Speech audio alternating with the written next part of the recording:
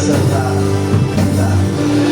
Kami bersyukur ya Bapa, oleh karena kasih karunia yang besar atas gerejamu di tempat ini.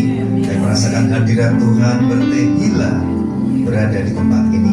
Jadikan terlebih setiap tanah hati kami tempat kediaman-Mu ya Tuhan. Biarkan Engkau betah tinggal di dalam setiap hati kami. Gemburkan hati kami dengan firman-Mu yang berkuasa untuk menyelamatkan setiap orang yang percaya. Firman-Mu adalah segalanya. Firman-Mu adalah Injil kekuatan Allah yang dapat mengubah setiap kehidupan kami. Kami telah mengikat mematahkan setiap roh-roh teritori, setiap roh perdukunan jimat dan mantra, setiap roh-roh yang buat kami suam-suam kuku telah dihancurkan, dipatahkan oleh kuasa darah Yesus. Terima kasih Tuhan, biarlah salib-Mu ditegakkan dan kemenangan Kristus dinyatakan di tempat ini. Dalam nama Yesus, semua yang percaya katakan amin. Silakan duduk Bapak Saudara yang dikasih Tuhan Yesus. Shalom, apa kabar? Luar biasa, puji Tuhan ya. Pertama kali saya mengucapkan terima kasih atas waktu dan kesempatan yang telah diberikan kepada kami dari tim The Wonderful Counselor Ministry. Tadi sudah diperkenalkan ya oleh Pak Johan dan juga tim tentang The Wonderful Counselor Ministry. Bapak Ibu Saudara kalau memiliki gadget nanti bisa melihat dari sosial media kami. Pertama kami ucapkan terima kasih pada yang terhormat Bapak Gembala ya, sekalipun tidak hadir di tempat ini, tapi Bapak Pendeta Horas Mananu sudah menghubungi saya karena beliau ada tugas dari sinode sehingga tidak bisa menemani. Saya bersyukur tadi sudah berjumpa dengan Michelle dan Sevan ya, dengan Sevan tadi, sehingga sudah ngobrol berbincang-bincang, cuman belum lama tadi ya ngobrolnya ya, tapi senang sudah bisa sharing-sharing ya. Nah ini senang sekali kita di gereja GBT Tuberta ya, gereja Bethel Tabernakel Tuberta di tempat ini.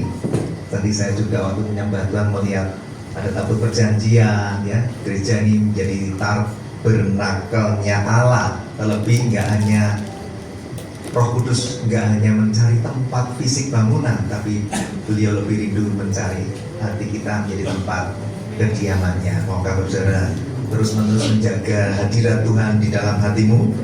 Itu juga yang menjadi kerinduan kita dari tim TWC, rindu untuk supaya kita itu mengalami kebangunan rohani.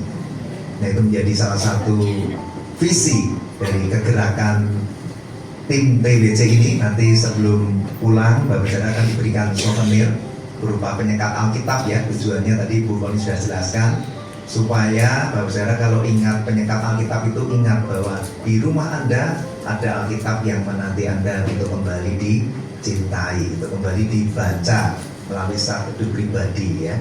Saat teduh pribadi itu saat-saat indah, saat-saat intim berdua antara Anda dengan Tuhan Yesus. Tidak ada yang boleh mengganggu, makanya disebut saat teduh pribadi. Nah, mengobarkan api kebenaran rohani itu menjadi kerinduan yang besar Saudara buat tim TBC ini. Dimanapun Tuhan utus, Tuhan kirim kami rindu gereja mengalami kebangunan rohani. Terlebih seluruh jemaat mengalami kobaran nyala api kebangunan rohani. Karena kalau gereja Tuhan atau jemaat Tuhan memudar api kebangunan rohani, maka gairah cinta pada Tuhan itu pasti sudah menurun.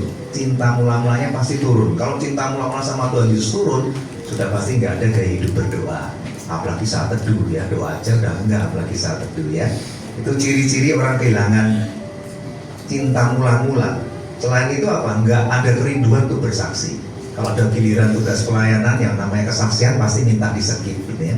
Jangan aku lah, kamu dulu gitu. Aku lain kali. Nanti ada gilirannya ya berbagai alasan keluar karena hatinya mulai padam, rohnya udah nggak menyala-nyala lagi bagi Tuhan. Oleh sebab itu pastikan Saudara pada pagi hari ini jadikan ini ibadah yang berbeda. Siapkan hatimu, biarkan rohmu itu terus menyala-nyala untuk melayani Tuhan ya. Nanti kalau Anda terbuka hati, maka Roh Kudus akan segera menyambar kembali kayu bakar yang hidup, yaitu hatimu, dipersembahkan pada Allah, pada Tuhan Yesus. Roh Kudus akan segera melawan Anda.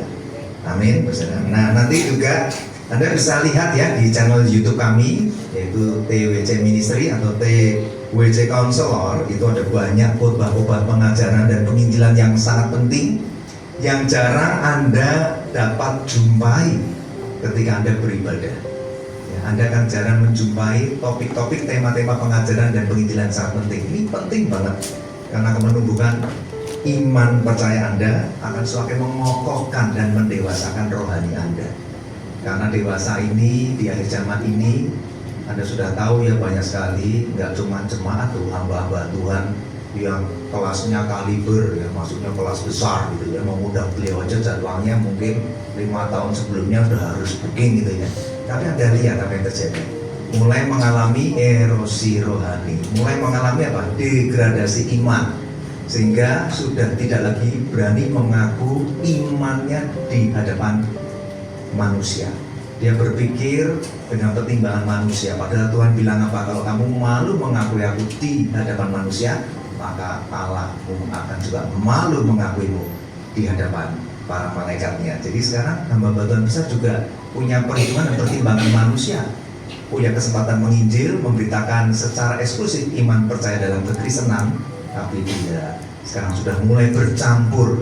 Nah, kalau di Galatia 1 dikatakan begini, apakah kamu mau mencari hormat manusia atau kamu mau mencari hormat Allah?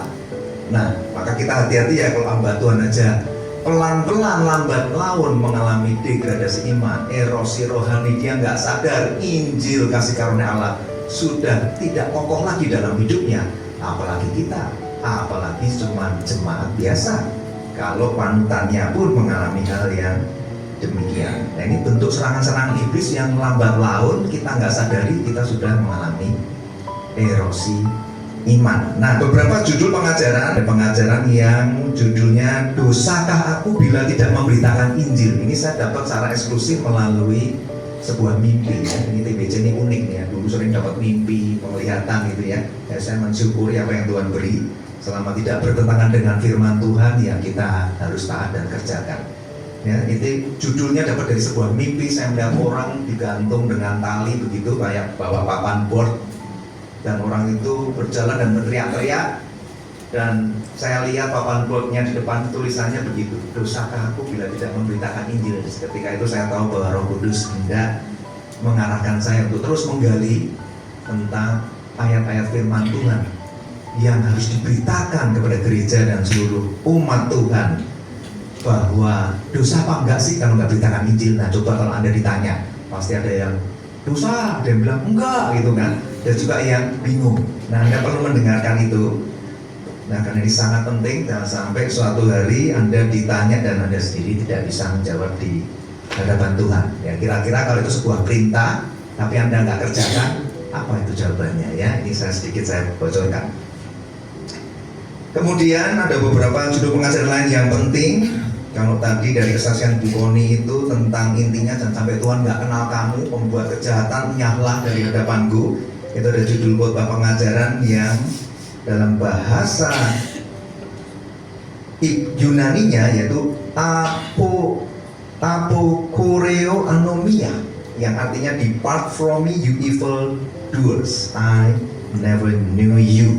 Itu di Matius 7 ayat 21 sampai 23. Nyala, pergilah, menjauhlah dari hadapanku kamu sekalian membuat kejahatan. Itu juga dikupas detail. Ada dua kelompok orang yang di mata Tuhan disebut sebagai pembuat kejahatan. Anda perlu dengarkan supaya Anda tahu, jangan-jangan Anda masuk di antara satu kelompok itu yang diusir oleh Tuhan ya. Dan yang terakhir, kemarin kita melayani di GBI Cengklong, satu tempat yang begitu indah di mana bisa melihat kambing ya dan domba di sana dalam perjalanannya. Itu ada kami khotbah pengajaran yang judulnya Eulogia Pneumatikos. Ini yang artinya begini, orang Kristen itu harusnya fokus hidupnya mengejar segala berkat rohani yang sudah tersedia di dalam Kristus Yesus Tuhan. Sudah jangan lagi mengejar berkat jasmani, kekayaan materi, terobosan dalam kehidupan, sehingga apa? Melupakan bahwa sebetulnya berkat rohani yang lebih melimpah itu semua sudah disediakan dalam Kristus Yesus Tuhan. Bahkan kita ini ya sudah diadopsi jadi anak Allah melalui Yesus Kristus. Nah, itu dikupas detail apa manfaatnya kalau sudah menjadi anak Allah melalui adopsi Yesus Kristus itu, supaya kita mengerti bahwa kekristenan itu jangan ngejar berkat dan terobosan. Ya, nanti kalau kita nggak dapat kita kecewa. Cintai pribadinya, jangan mengejar tangannya. Ketika tangannya belum terulur, apakah Anda akan kecewa dan tinggalkan Tuhan? Jadi kita harus waspada, Bapak Saudara. Gereja kondisi di akhir zaman ini, kalau dipotret gambarannya tuh saat ini ada dua macam. Yang pertama, ciri-cirinya adalah gerejanya tuh lebih mengedepankan soal performance ibadah. Tata susunan acaranya itu betul-betul diperhatikan. Ya, itu nggak salah sih, tapi jangan lupa bahwa ada hal yang lebih penting. Bagaimana Tuhan itu mau bertehila di tengah pujian penyembahan sebuah gereja. Bagaimana Tuhan mau bertabernakel menjumpai para mempelai wanitanya, para mempelai Kristus di tempat ini. Jikalau kita membatasi Tuhan berbicara di tengah-tengah umatnya, seolah-olah kita malah nyuruh Tuhan gini, udahlah Tuhan tonton aja ibadah kami, Tuhan nikmati ibadah kami. Kalau perlu nanti Tuhan kasih tahu, ya bagus nggak Tuhan tadi aku waktu nyanyi, waktu aku kesaksian, waktu aku menyembah Tuhan, Tuhan seneng nggak? Ini yang berbahaya tanpa disadari bahwa kita melupakan ada yang jauh lebih penting dalam setiap ibadah raya kita, yaitu apa? Mengizinkan Tuhan harusnya apa? Hadir dan berbicara di tengah umatnya. Kalau Anda lihat Marta dan Maria, itu apa yang membedakan? Tuhan lebih berkenan kepada Maria daripada Marta. Walaupun dua-duanya sama-sama punya hati yang melayani, bukan? Tapi Marta ini kan sibuk melayani pekerjaan Tuhan. Tapi Maria sebelum memulai kesibukan dalam pelayanannya, dia terlebih dulu duduk diam dekat kaki Yesus. Nah, maka Tuhan bilang apa? Justru Maria ini loh memilih yang terbaik, yang tidak akan pernah diambil seumur hidupnya. Marta sampai salah tanggap, dia mengira bahwa Tuhan Yesus itu kok nggak peduli, nyuruh Tuhan kok ditegur tuh Maria, Tuhan kok kayak gitu banget sih, gua repot dia enggak gitu ya. Tapi Tuhan bilang apa sama Marta? Marta, kamu tuh menyusahkan dirimu sendiri. Belajar sama Maria ini. Ketika aku datang, dia sendengkan telinganya untuk mendengarkan aku berbicara. Nah, ini yang menyentuh hati Tuhan. Ini yang Tuhan mau gereja itu harus bangkit dan mementingkan tentang sesi khotbah, firman, pengajaran dan penginjilan. Nah, berapa banyak gereja sudah meninggalkan ini, Bapak Saudara? Kita lebih suka Tuhan dipaksa Tuhan untuk nonton performa ibadah kita daripada kita yang rindu, hormat, duduk diam dengan khotbah, pengajaran yang Tuhan sudah sampaikan, yang Tuhan sudah wahyukan dan titipkan kepada setiap hamba-hambanya. Lebih parahnya lagi apa? Ketika firman disampaikan, karena biasanya talatih hanya dengar firman 20 menit, 30 menit, begitu lebih dari 30 menit atau 45 menit, jemaatnya sudah gelisah. Ya, kalau jam readingnya itu ada dua, depan dan belakang gitu ya, ditambah kanan kiri gitu ya, supaya mengintimidasi pembicaranya, atau mungkin jemaatnya sudah pada begini-begini, artinya lama banget gitu ya. Nah, itu ciri-ciri gereja zaman seperti itu ya.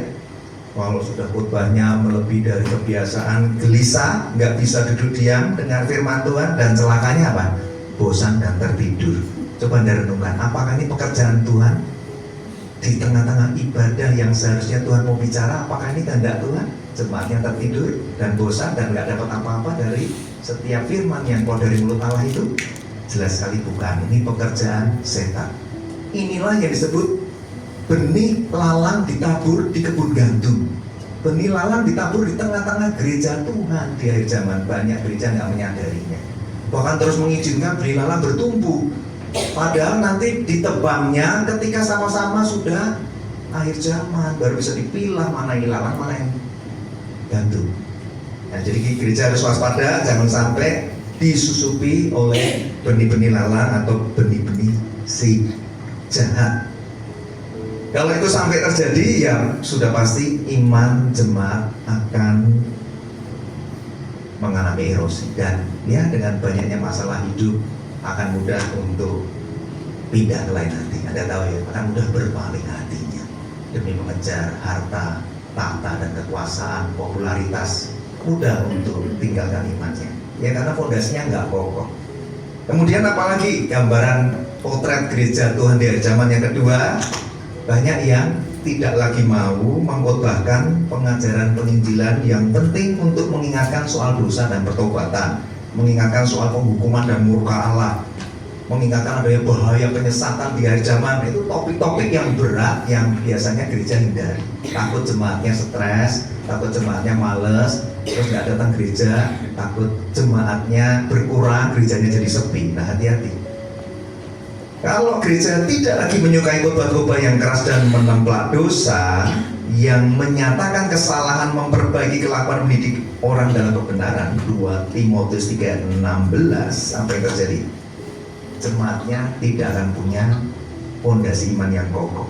Nanti yang terjadi, kalau nggak dilatih, ketika ada hamba Tuhan yang dipinjam hati dan mulutnya untuk menemplak dosa, menyatakan murka Allah atas dosa, atas orang-orang yang tidak mau bertobat, jemaatnya udah gelisah, jengkel, besok nggak datang. Kalau perlu nanti Pak Gemnya di WA gitu, dikirimin pesan, Pak itu besok lagi ya Pak pembicara yang namanya itu tolong jangan diundang Pak, khotbahnya ngeri-ngeri, nggak enak didengar. Kalau Bapak undang lagi kami akan pindah gereja. Nah, ciri-ciri jemaat yang tidak kokoh, tidak terbiasa telinga untuk mendengar khotbah firman Tuhan yang keras. Padahal Tuhan bilang apa? Barang siapa ku kasih, ya ku tegur dan ku ajar. Relakan hatimu dan bertobatlah. Tapi banyak yang jemaat tidak memilih bertobat, enggak rela hati, malah panas hati dan marah, mengancam pindah gereja. Ya, jadi jemaat tipe gereja di zaman ini akan mencari gereja, gampang pindah-pindah gereja. Hari ini absen, hari besok datang. Ya kan? Kalau ditanya lagi di mana? Cek ke toko sebelah gitu ya. Jadi ciri jemaat ini akan mencari gereja yang dapat menghibur hati mereka, memuaskan telinga mereka sesuka hati mereka. Jadi dia tinggal ngecek aja, oh pembicaraan ini lucu, aku seneng banget. Nah itu bayangkan, kalau mimbar kudus Tuhan, apalagi GBT ini jelas banget ya, Gereja Bethel Tabernakel. Ada tabut perjanjian di tempat ini, di mana simbol kehadiran Allah atas rumah Tuhan. Kita dipersiapkan untuk menyambut sang mempelai laki-laki Kristus kelak nanti akan datang menjemput kita. Kalau sampai kita ditemukan tidak siap, apa yang terjadi saudara ya? Jadi 2 Timotius 4 ayat 3 sampai 4, multimedia bisa bantu munculkan. 2 Timotius 4 ayat 3 sampai 4. Karena akan datang waktunya orang tidak dapat lagi menerima ajaran sehat, tetapi mereka akan mengumpulkan guru-guru menurut kehendaknya untuk memuaskan keinginan telinganya. Mereka akan memalingkan telinganya dari kebenaran dan membukanya bagi dongeng. Betul kan? Sudah terjadi apa yang dinubuatkan ribuan tahun yang lalu. Akan nanti ada gereja-gereja yang hanya mengumpulkan guru-guru atau pembicara menurut kehendaknya untuk memuaskan telinga pengikutnya atau jemaatnya. Maka jangan heran loh sekarang hamba Tuhan yang sudah terkenal, viral, tenar itu ya, nggak peduli isi khotbahnya, pengajarannya bener enggak secara biblical, Injilnya Injil yang betul-betul sejati enggak, yaitu Injil kasih karunia Allah, udah nggak dipeduli lagi. Yang penting jemaatnya senang, terhibur, kursi penuh, karena kolektor persembahannya banyak. Ini hamba Tuhan yang kayak begini tarifnya mahal-mahal Bapak Saudara. Anda bisa cek tuh, hamba Tuhan yang besar itu Anda undang mereka sudah tarifnya mahal sekali ya. Anda nggak bisa cuma hanya sekedar hospitality-nya biasa-biasa saja, kan mengerikan sekali ya. Tuhan Yesus saja datang dengan kesederhanaan. Anda bisa tahu potret-potret gereja di akhir zaman ini. Lalu bagaimana jika gereja Tuhan sudah meninggalkan 2 hal yang sangat penting, yaitu pemberitaan Injil dan pengajaran firman? Kalau sudah ditinggalkan, sekalipun mungkin kondisi gereja dan jemaatnya dinilai orang lain sebagai gereja yang hidup dan bertumbuh, tapi di mata Tuhan apa yang terjadi? Itu gereja sedang mengalami kematian rohani. Kalau nggak bertobat gimana? Diambil keabdiannya. Sudah nggak ada lagi gereja itu di mata Tuhan. Mana dasar firmannya? Wahyu 3 ayat 1 sampai ke 2. Multimedia bisa munculkan. Wahyu 3 ayat 1 dan 2. Tuliskanlah kepada malaikat jemaat di Sardis, inilah firman Dia yang memiliki 7 roh Allah dan 7 bintang itu. Aku tahu segala pekerjaanmu, engkau dikatakan hidup padahal engkau mati. Bangunlah dan kuatkanlah apa yang masih tinggal, yang sudah hampir mati, sebab tidak satu pun dari pekerjaan aku dapat sempurna di hadapan Allahku. Jadi ini tipe gereja akhir zaman, yaitu gereja dengan tipikal jemaat di Sardis, ya. Jemaat ini dikatakan apa? Oh, kamu tuh gerejanya hidup. Yang ngomong kan bukan Tuhan Yesus, yang ngomong orang lain. Anda mau hidup dari perkataan Tuhan atau perkataan manusia? Jadi hati-hati ya. Kalau kita dibilang, oh gerejamu kurang ya, jemaatmu banyak ya, itu belum tentu menjadi penghiburan. Yang penting apa kata Tuhan atas gerejamu, bukan apa kata orang, ya. Karena kalau orang bilang hidup, kalau Tuhan bilang mati, terus bagaimana? Ya. Dan Tuhan bilang apa? Segera bangun, karena kamu sudah hampir mati. Ini gereja yang mengalami kematian rohani. Nah, ada satu kutipan ya, seorang teolog namanya Albert Barnes yang lahir dari tahun 1798. Ada yang sudah kenal? Kalau ada yang kenal, saya mau titip salam. Ini lahirnya tahun 1798. Dia teolog asal Amerika, seorang pendeta Presbyterian, ya, namanya Albert Barnes. Anda bisa googling itu. Dia ngomong seperti ini selalu saya kutip karena ini kalimatnya secara biblikal saya sangat senang sekali. Dia ngomong seperti ini. Iblis mengenal tanah di mana ia menabur benih lalang tadi. Ya, tadi saya bilang ya, benih lalang itu ditabur iblis di kebun gandum. Itu gambaran gereja Tuhan itu ditaburi benih lalang oleh si jahat atau si iblis. Iblis tahu bagaimana benih yang ia tabur itu akan mengakar dan bertumbuh.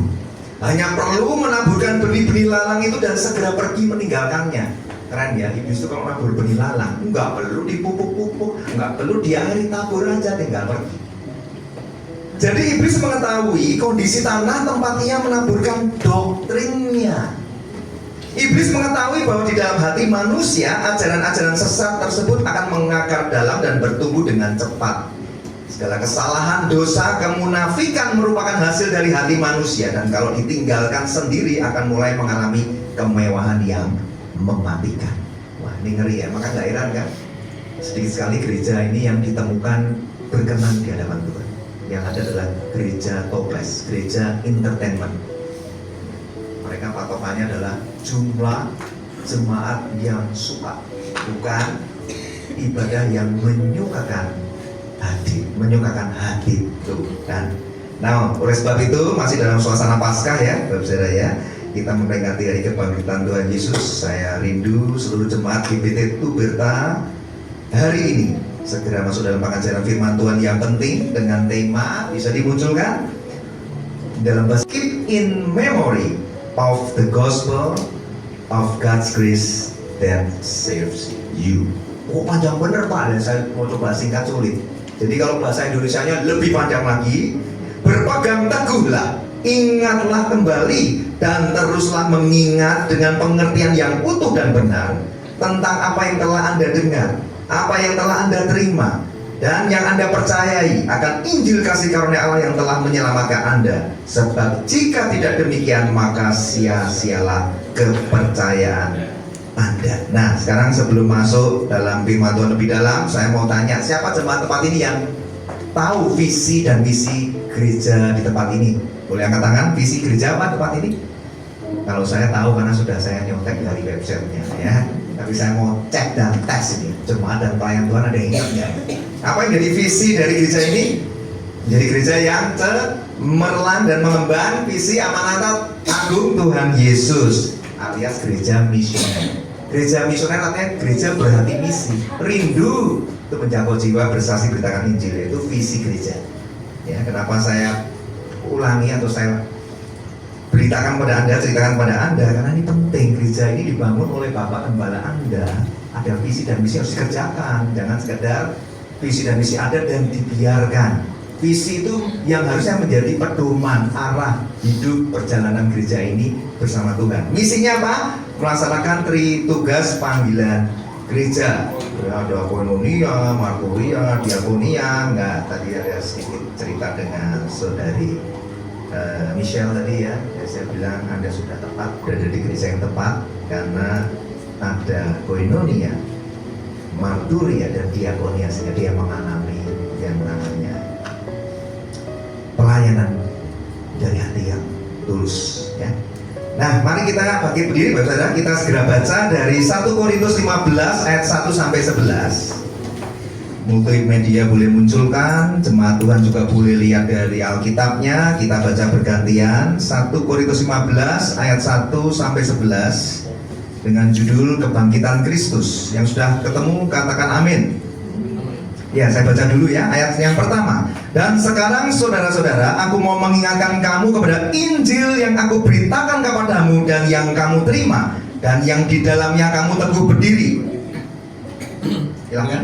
Oleh Injil itu, asal kamu teguh berpegang padanya seperti yang telah kuberitakan kepadamu, kecuali kalau kamu telah sia-sia saja menjadi percaya. Sebab yang sangat penting telah kusampaikan kepadamu, yaitu apa yang telah kuterima sendiri, ialah bahwa Kristus telah mati karena dosa-dosa kita sesuai dengan kitab suci, Bahwa ia telah dikuburkan dan bahwa ia telah membangkitkan pada hari yang ketiga sesuai dengan kitab suci. bahwa ia telah menampakkan diri kepada Kefas dan kemudian kepada ke-12 muridnya. Sesudah itu ia menampakkan diri kepada kebanyakan tapi beberapa dari antaranya telah meninggal. Selanjutnya ia menampakkan diri kepada Yakobus, kemudian kepada semua rasul. Dan yang paling akhir dari semuanya menampakkan diri juga kepadaku, sama seperti kepada anak yang lahir sebelum waktunya. Karena aku adalah yang paling hina dari semua rasul, bahkan tidak layak disebut rasul, sebab aku telah menganiaya jemaat Allah. Tetapi kasih karunia Allah, aku adalah sebagaimana aku ada sekarang, dan kasih karunia yang menganugerahkannya kepadaku tidak sia-sia. Sebaliknya aku telah bekerja lebih keras daripada mereka semua. Tetapi bukannya aku, melainkan kasih karunia Allah yang menyertai aku. Sebab itu baik aku maupun mereka, demikianlah kami mengajar dan demikianlah kamu menjadi percaya. Amin. Silakan duduk saudara. Yang berbahagia ialah yang baru saja membacakan firman Tuhan, menyimpan dalam hati dan mendengar firman pengajaran yang selanjutnya mengubah kehidupan Anda. Jadi ya saya garis bawahi ya, ayat emas kita apa darinya adalah ayat 1 dan 2 dari 1 Korintus 15 dari versi terjemahan Lembaga Alkitab Indonesia. Dikatakan apa tadi? Dan sekarang saudara-saudara, aku mau mengingatkan kamu kepada Injil yang aku beritakan kepadamu dan yang kamu terima dan yang di dalamnya kamu teguh berdiri. Oleh Injil itu kamu diselamatkan. Ingat ya, diselamatkan oleh karena Injil kasih karunia Allah. Asal kamu teguh berpegang. Jadi ada kata asal ya. Oleh Injil kamu diselamatkan asal kamu teguh berpegang kepadanya. Kepada apa? Kepada Injil kasih karunia Allah. Seperti yang telah kuberitakan kepadamu, kecuali kamu telah sia-sia menjadi percaya. Ini yakin pasti Anda bingung.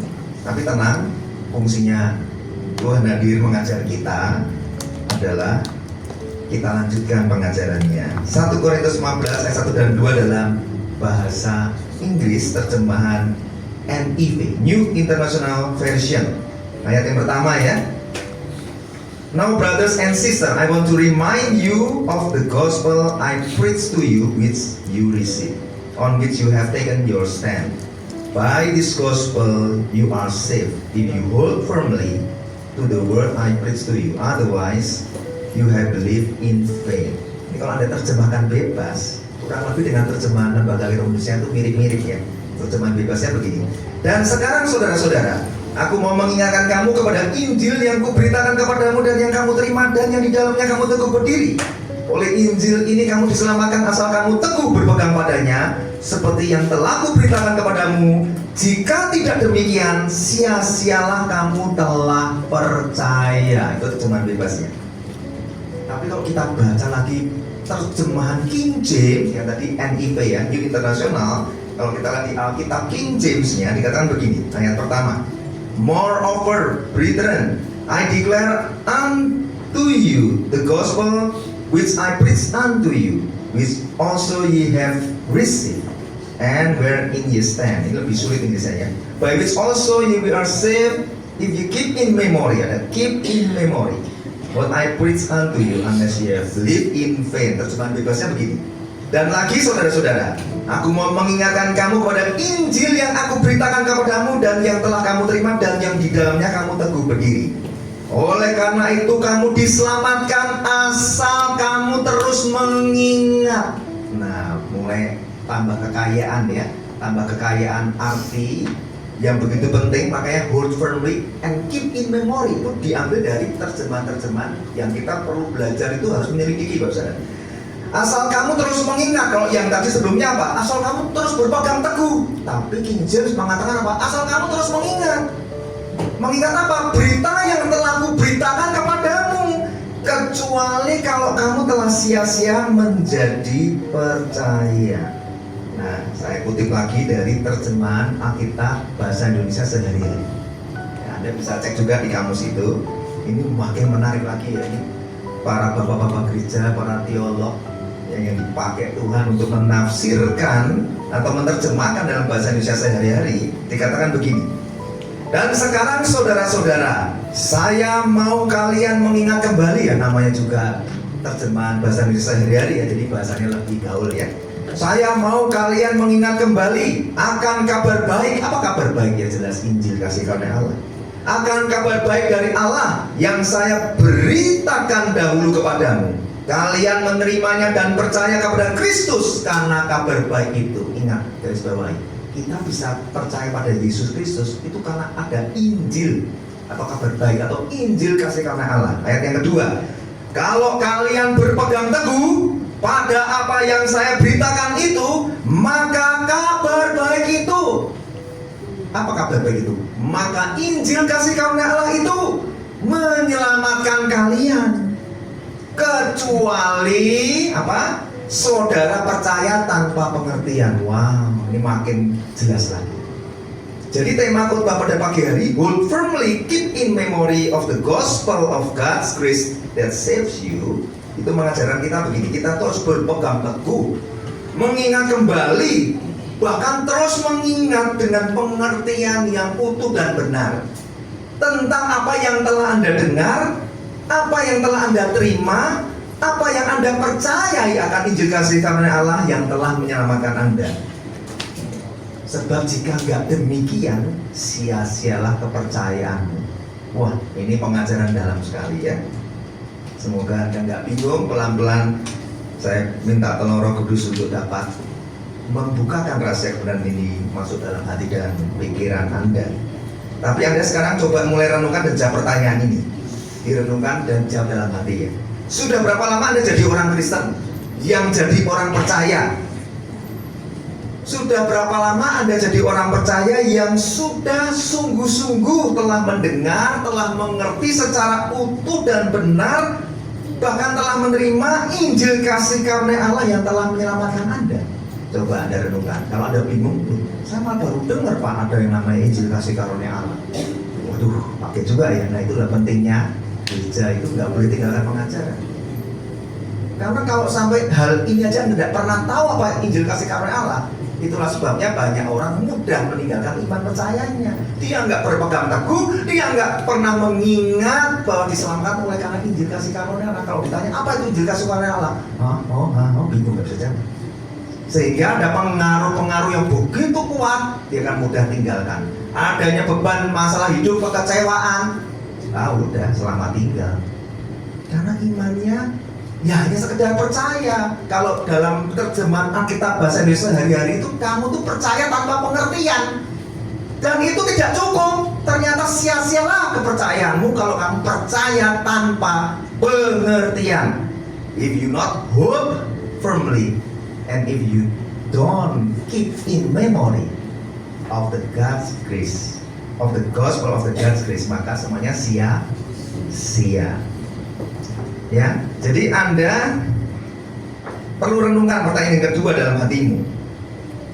Apakah Anda sudah mengerti dan memahami secara utuh dan benar akan arti dari Injil kasih karunia Allah?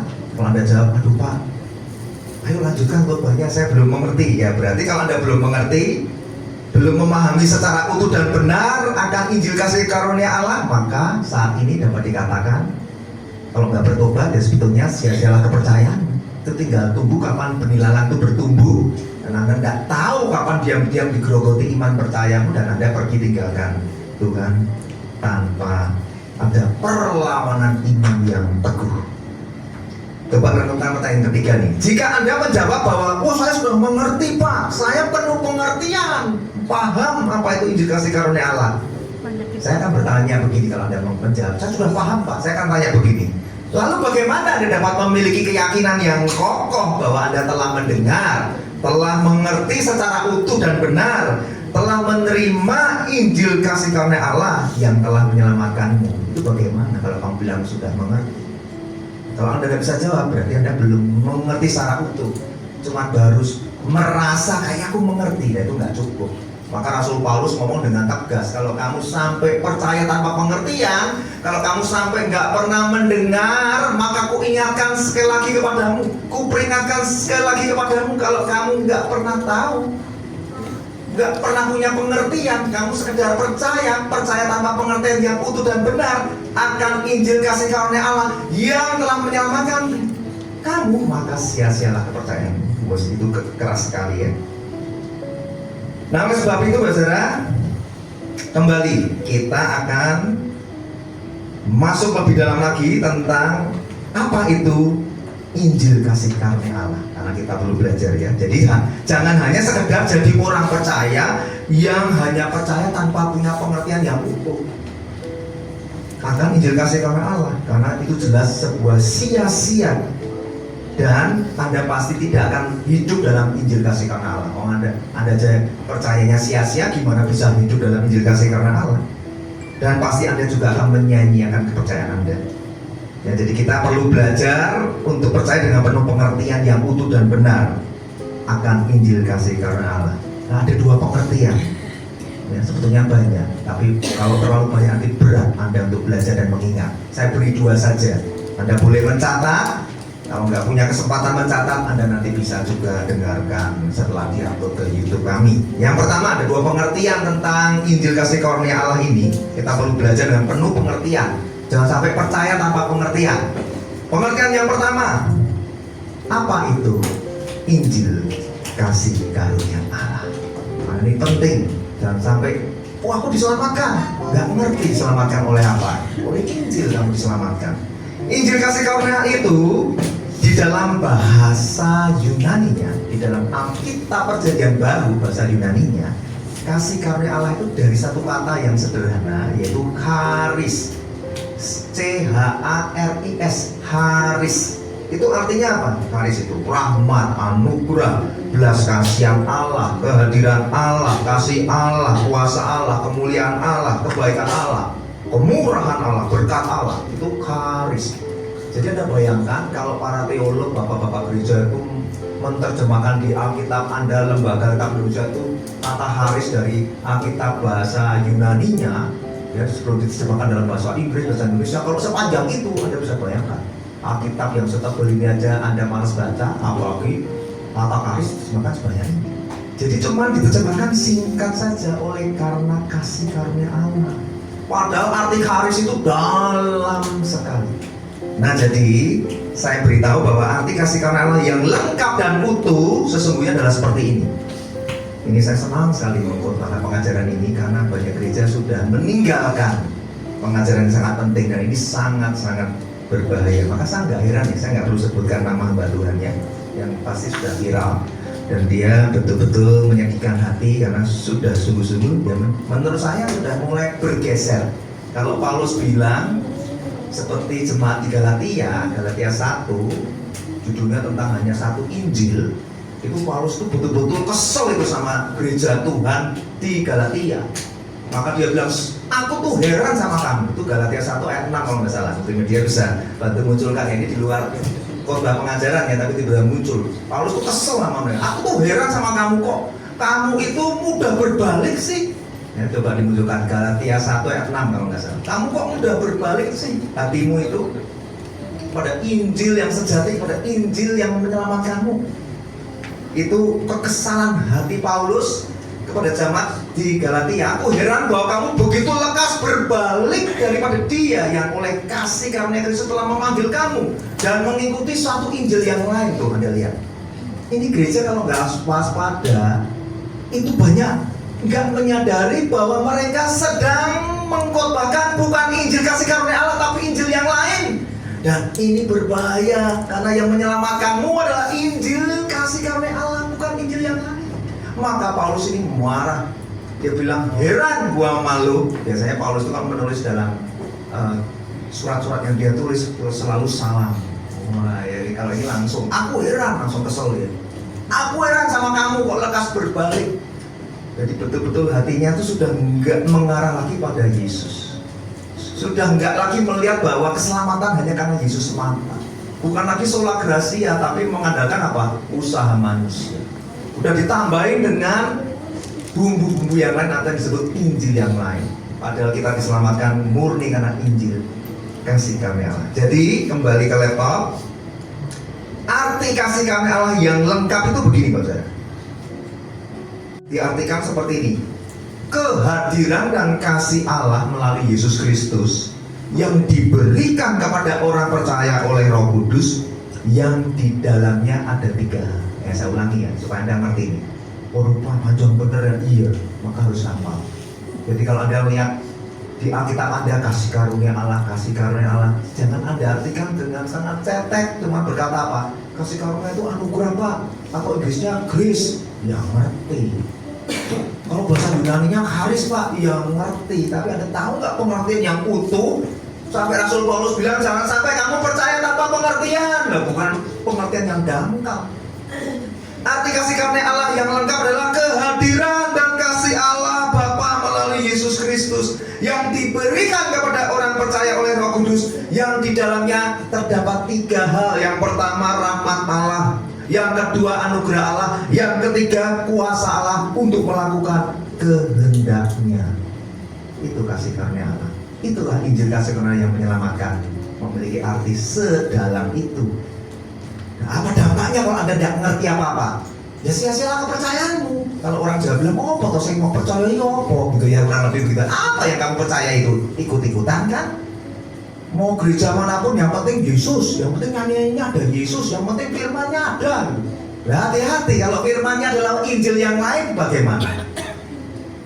Ya, ini kita harus betul-betul mengerti, Saudara. Nah, apa itu rahmat Allah? Belas kasihan dan pengampunannya. Apa itu anugerah Allah? Pemberian Allah pada manusia yang harusnya kita tuh gak layak terima. Itu anugerah. Nah, untuk mempermudah begini, rahmat Allah sama anugerah itu berbeda. Anda baru mulai belajar kan, wah baru paham, Pak, tak pikir itu sama, beda. Ya, kasih karunia Allah aja sepanjang itu. Artinya, rahmat dan anugerah itu beda. Untuk menggampangkannya begini supaya Anda paham, saya kasih gambaran aja. Gambaran perbedaan rahmat Allah dan anugerah Allah itu gambarannya begini.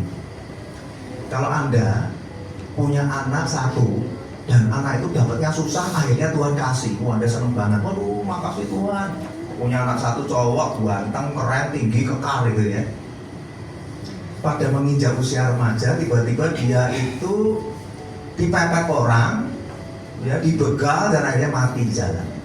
Anda tahu kabar itu dan menangis itu ya, saksi mata ada, dan singkat cerita pembunuhnya ditangkap, masuk dalam proses pengadilan.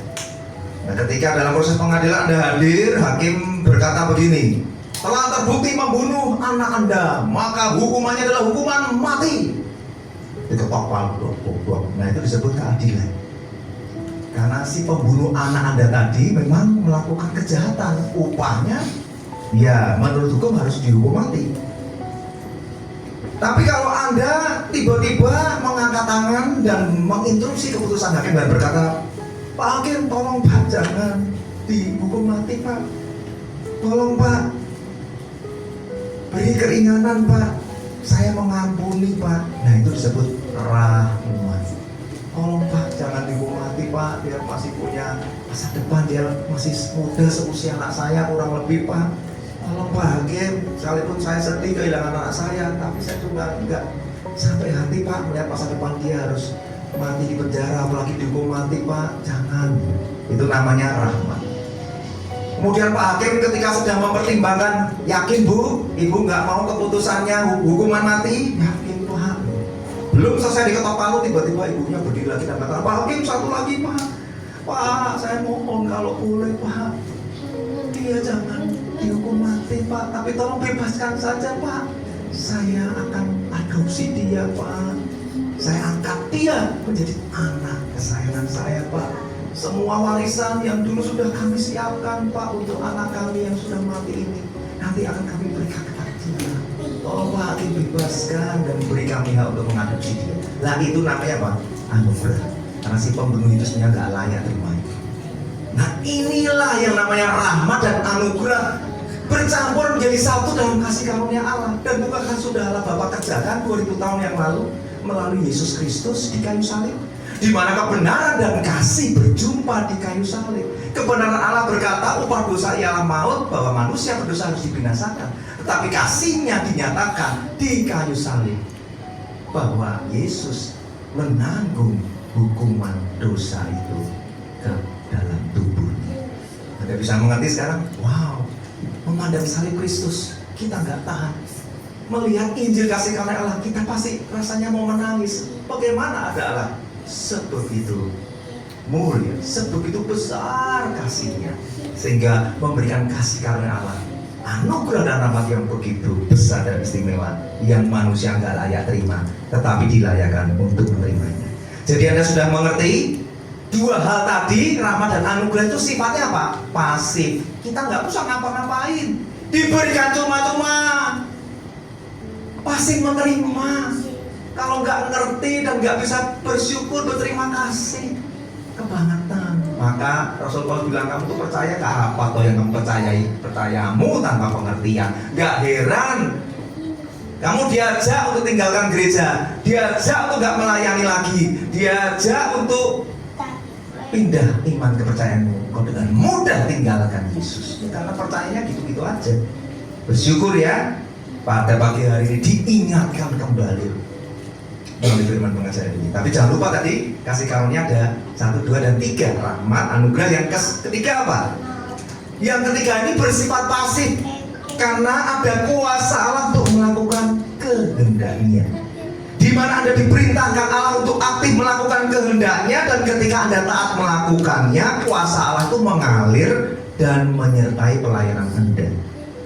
Nah, Anda jadi mulai bertanya-tanya, jadi apa Pak? Apa yang menjadi perintah Allah yang diberikan kepada Anda sebagai orang percaya, dan ketika Anda aktif melakukan kehendaknya itu, kuasa Allah akan menyertai.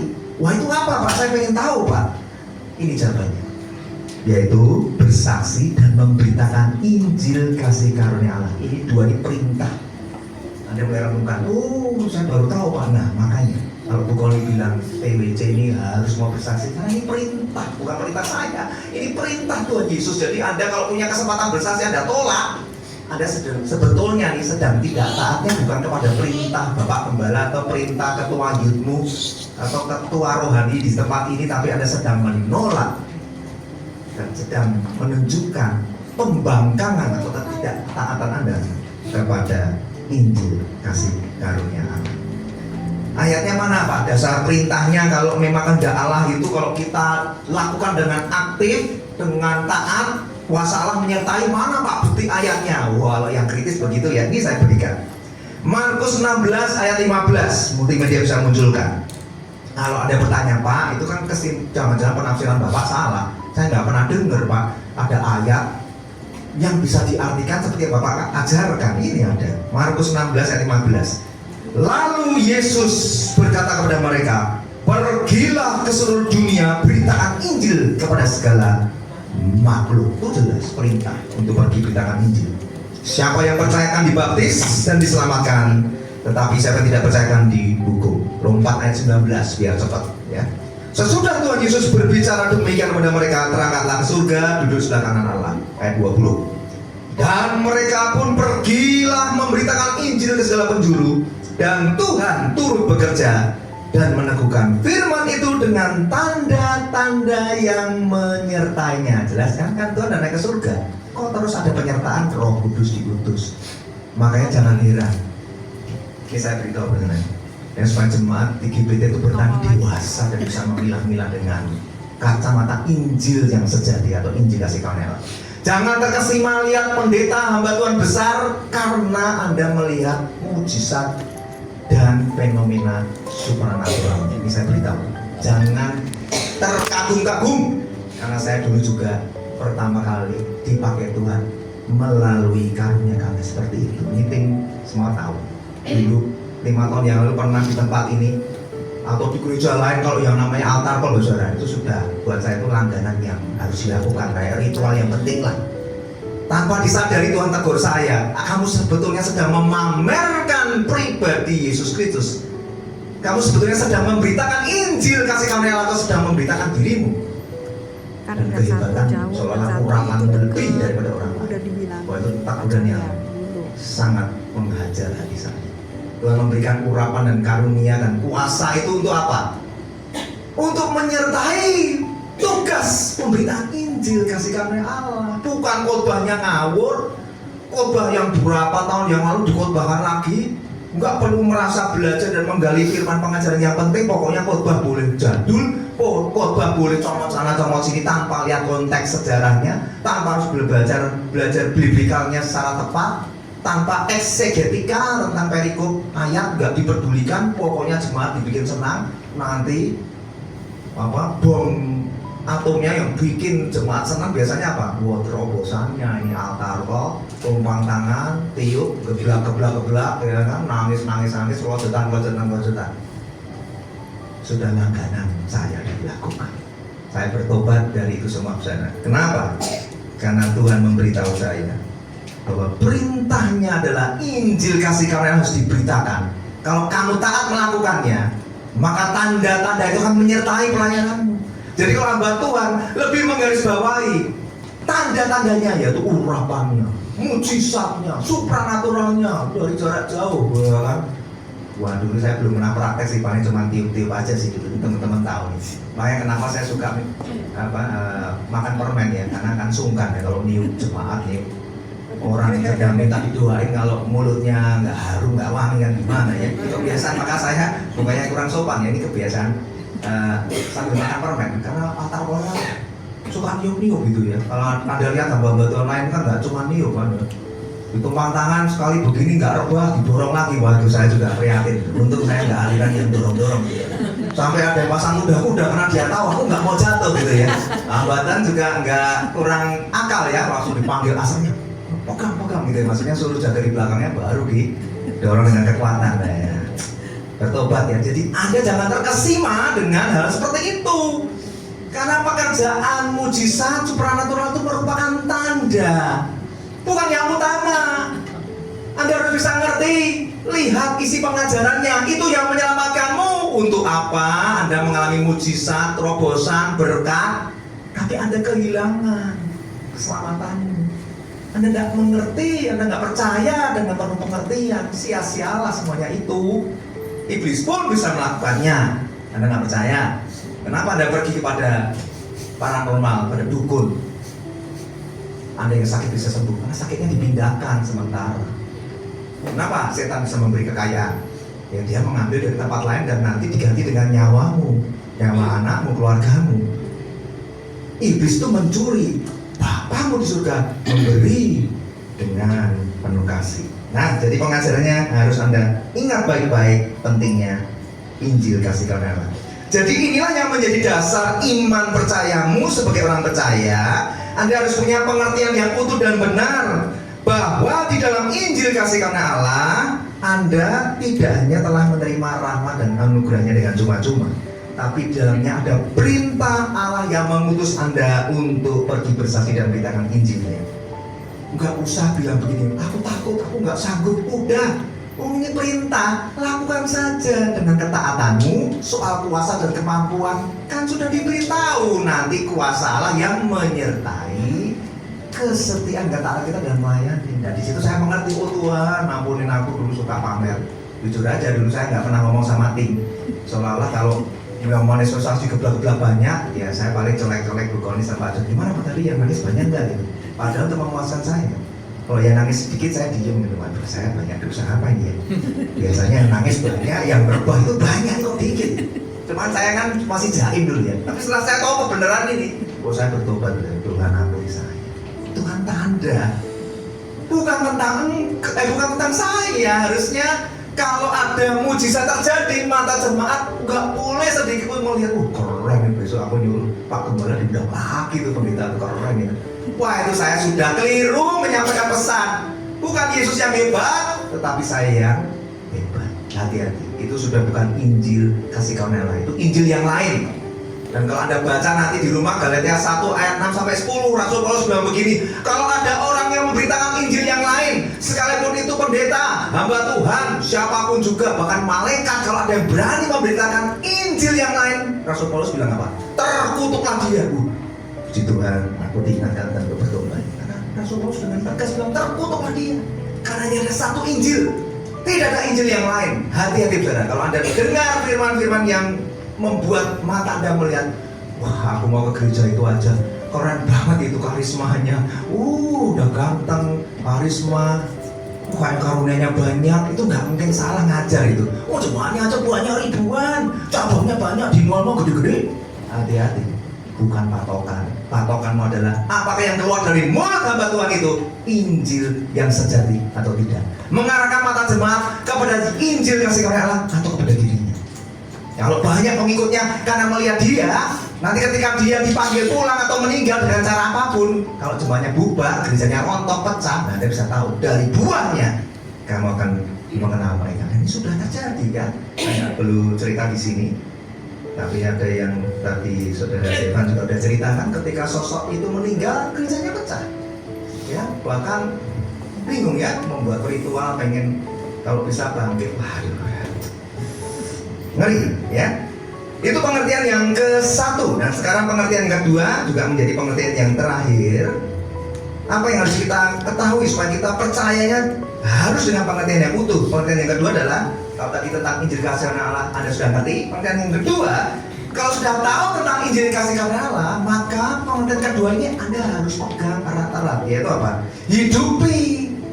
Hidup dalam Injil kasih karunia Allah. Kalau sudah ngerti, ya dihidupi. Kalau nggak dihidupi, ya Anda itu tetap aja percaya sia-sia. Anda tuh ngomong kosong kalau cuma tahu nggak menghidupi. Contoh gini, saya beri kepada saudara Zevan ini cek 1 juta US dollar. 1 juta aja udah senang, apalagi tambah US dollar udah langsung siap gitu kan.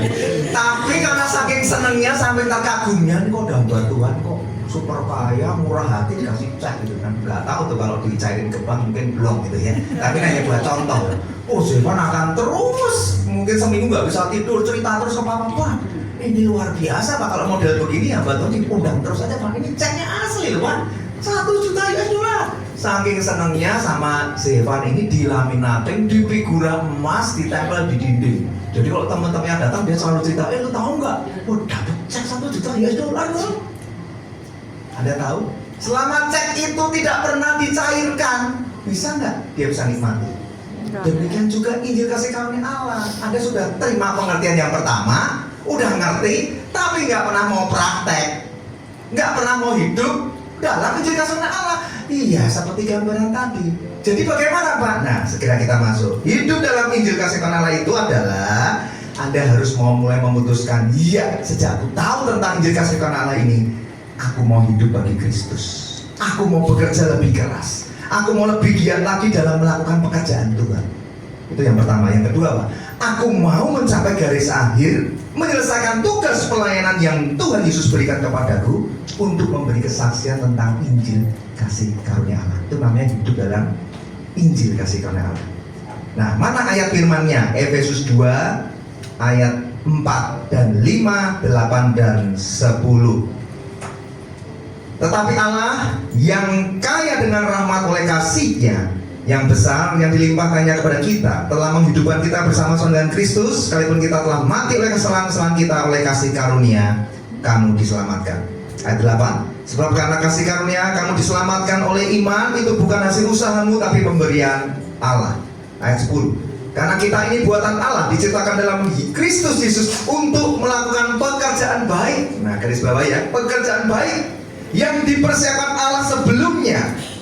Ia mau supaya kita hidup di dalamnya. Itu maksudnya hidup di dalam Injil kasih karunia Allah. Karena oleh kasih karunia kita diselamatkan. Ayat 8. Allah mau kita melakukan pekerjaan baik yang disiapkan Allah sebelumnya. Dan Allah mau supaya kita hidup di dalamnya. Ini dasar firman-Nya. Kita harus hidup di dalam Injil kasih karunia Allah. Lalu pertanyaannya begini, lah pekerjaan baik itu apa Pak artinya? Nah, pekerjaan baik yang dipersiapkan Allah sebelumnya itu artinya adalah pekerjaan Tuhan yang harus dikerjakan dengan giat dan bahkan lebih keras lagi. Kalau ketemu Michelle tadi, saya juga bersuka cita, dia bilang sekarang saya sudah lebih semangat dan kembali melayani. Oh puji Tuhan, itu penting sekali. Apa pekerjaan Tuhan yang harus lebih giat dan dikerjakan lagi? Yaitu memberitakan Injil keselamatan dan bersaksi bagi Kristus. Ya, jadi nanti Anda baca ya di 1 Korintus 15 ayat 1 sampai 3, 10 sampai 11. Di situ Anda bisa tahu bahwa Anda harus hidup dalam kasih karunia Allah, bekerja lebih keras lagi dalam memberitakan Injil, menjadi saksi Kristus. Ayat 10 ya, saya bacakan yang 10. 1 Korintus 15 ayat 10. Adalah sebagaimana ada sekarang, dan kasih karunia yang dianugerahkan kepadaku tidak sia-sia. Tuh lihat, Rasul Paulus sejak jadi orang percaya, Injil kasih karunia menyelamatkan dia, dan dia bertekad, aku nggak mau sia-sia kepercayaanku, aku nggak mau menyia-nyiakan kasih karunia Allah. Maka dia ngajarnya seperti itu ya, dan kasih karunia yang dianugerahkannya kepadaku tidak sia-sia. Sebaliknya, aku telah bekerja lebih keras dari mereka semua, tetapi bukannya aku, melainkan kasih karunia Allah yang menyertai aku. Ya, jadi Rasul Paulus ini mau ngomong seperti ini loh. Sejak jadi orang percaya, kamu sudah terima Injil kasih karunia Allah? Sudah. Kamu sudah mengerti, percaya dengan penuh pengertian? Sudah. Saatnya hidup dalam Injil kasih karunia.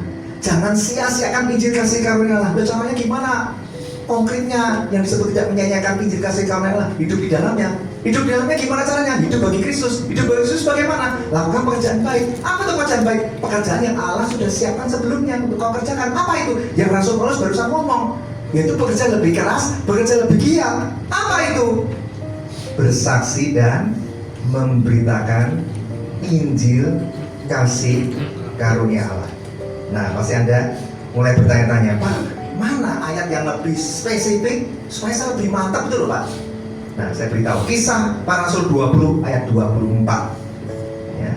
Kisah Para Rasul 20 ayat 24 ini semakin menggarisbawahi dengan lebih jelas bahwa hidup dalam Injil kasih karunia Allah itu adalah tentang memberitakan kesaksian akan Injil kasih karunia Allah. Anda hidup bagi Kristus, mencapai garis akhir dan merasakan tugas pelayanan yang Tuhan Yesus berikan pada Anda untuk memberi kesaksian tentang Injil kasih karunia Allah.